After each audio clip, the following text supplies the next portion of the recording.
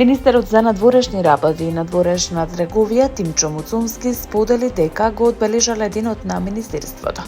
На настанот Муцунски ја истакнал клучната улога на Министерството во спроведувањето на одговорна, проактивна и резултатски ориентирана надворешна политика и економска дипломатија насочена кон заштита на националните интереси и зајакнување на меѓународната позиција на државата. Се осврнав и на историскиот развој на институцијата, потсетувајќи дека темелите на македонската дипломатска служба се поставени на 29 април пред 57 години со формирањето на Бирото за односи со странство.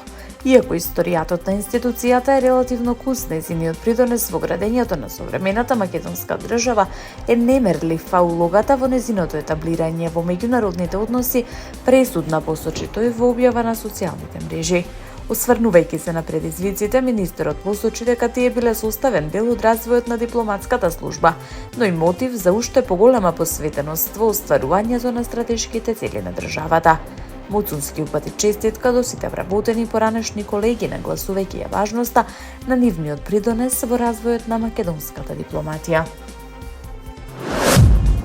Одбраната на прво обвинетиот за пожарот во Кочанската дискотека, собственикот на Пулс, Дејан Јованов Деко, пред почетокот на рочиштето за пожарот во судницата во Идризово до судот достави дополнителна медицинска документација за нарушената здравствена состојба, побара замена на притворот со куќен притвор.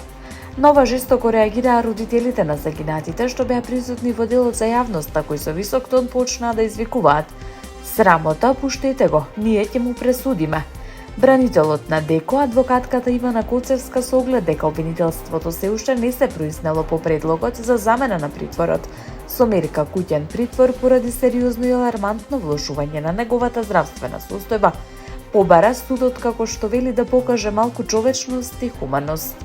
"Барам судот да покаже малку човечност и хуманост. Кој било друг човек да беше обвинет во ваква здравствена состојба немаше да продолжи во притворски услови. Молам одлуката да биде донесена без пространост и влијание од јавноста", изјави Коцевска. Обвинителството во однос на предлогот на првообвинетиот рече дека ќе се произнесе писмено дополнително, со оглед дека одбраната доставила дополнителна медицинска документација. Ако инсистира одбраната сега да се произнесеме, даваме негативно мислење, затоа што од затворскиот лекар имаме мислење дека таа терапија може да му се пружи во притворски услови, изјави обвинителството. Од одбраната на обвинетите Беким Хаџију и Тодор Јованов исто така пред судот изнесоа предлог за укинување на мерката притвор поради нарушена здравствена состојба. Во текот на изминатото деноноќе на целата територија на државата, полициски службеници лишиле од слобода 10 возачи за безобзирно управување возило, од кои 7 возеле без дозвола, 2 со активна забрана и 1 под дејство на алкохол. Од МВР информираат дека 2 возачи во Куманово, по 1 во Скопје, Тетово, Крива Паланка, Кочани и Баландово управувале возило без возачка дозвола.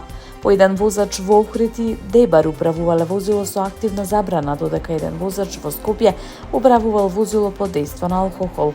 Оттаму додаваат дека по целосно документирање на случаите ќе бидат поднесени соодветни кривични пријави. Апелираме до сите учесници во сообраќајот да ги почитуваат сообраќајните правила и прописи, да не управуваат возило без положен возачки испит или доколку имаат изречена мерка за забрана за управување, или доколку се под дејство на алкохол, и сите заеднички да придонесеме за побезбеден сообраќај, велат од МВР.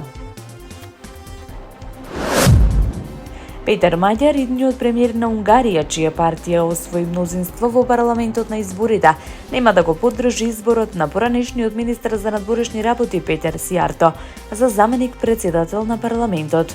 Маѓар напиша на мрежата X дека партијата ТИСА останува на ставот дека секоја парламентарна група треба да има свој подпредседател на парламентот, но дека предлогот на Фидес тоа да биде Сијарто нема да добие поддршка, бидејќи Сијарто ги предал унгарските интереси. Идниот премиер рече дека од партијата Фидес, која ја загуби власта на изборите на 12 април, очекува да предложи некој друг кандидат. Маѓар соработува со председателот на Унгарија Тамаш Сулјок за новиот состав на парламентот да заседава следната недела од 4 мај.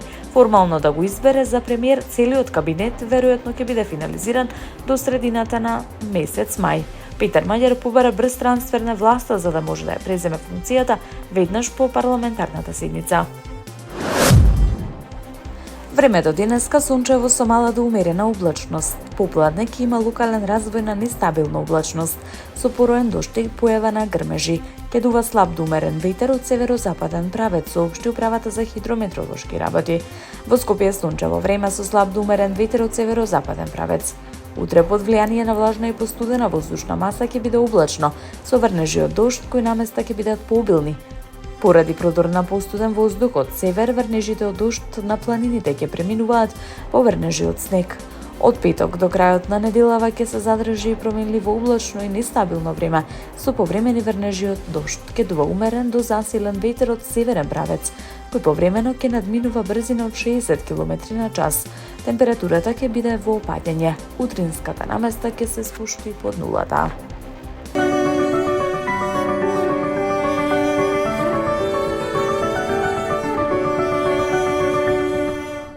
Државниот секретар на Соединетите Американски држави Марко Рубио изјави дека постојат некои ветувачки знаци во врска со постигнувањето договор за демилитаризација на Хамас. Во интервју за Fox News објавено од Американското министерство за надворешни работи, Рубио истакна дека е постигнат одреден напредок во последните денови. Целосно сме фокусирани на ова.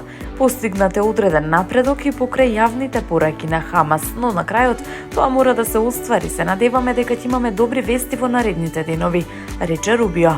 Знам дека нашите партнери во Египет и Турција се вклучени во овој процес.